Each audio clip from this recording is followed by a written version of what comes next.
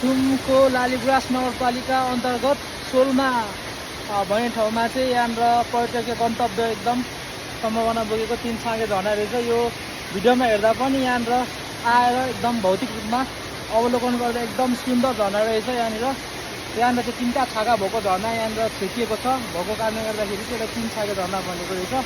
तर सोचे भन्दा परिकल्पना गरे एक्सपेक्टेसन गरे भन्दा चाहिँ एकदम राम्रो छ झरना। तपाईँहरू पनि यस झरनामा घुम्न आउनु सक्नुहुन्छ। हामी पनि आज भएर चाहिँ म्याङलुङबाट यस झरनामा आएको छौँ। एकदम राम्रो छ, तपाईँहरू पनि हेर्न सक्नुहुन्छ। यहाँनिर किनकि पर्यटक प्रचार प्रसारको अभाव भएको कारणले गर्दाखेरि यस झरना ओझेलमा परेको रहेछ। तर वास्तवमा राम्रो छ यो झरना।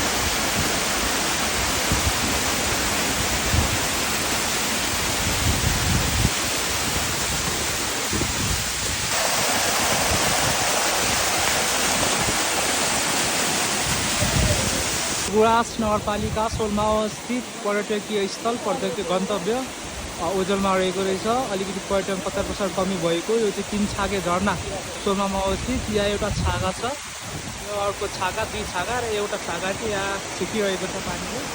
3 छाँगे झरना झर्ने भएको कारणले गर्दाखेरि यसलाई 3 छाँगे झरना भनिँदो रहेछ।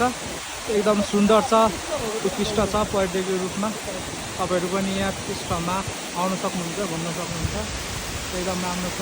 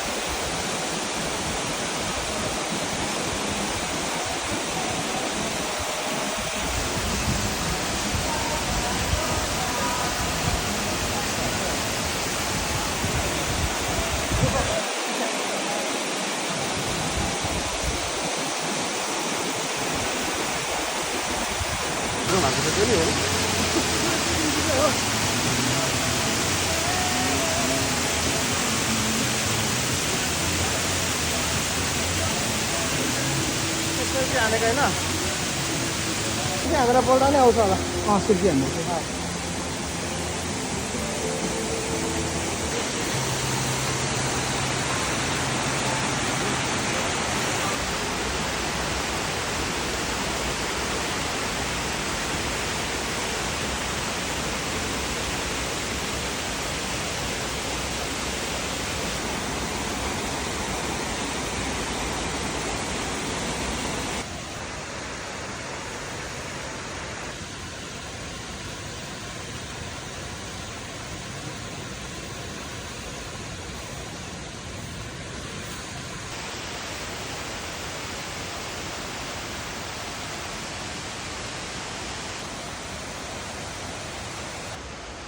हुन्छ होला प्लान।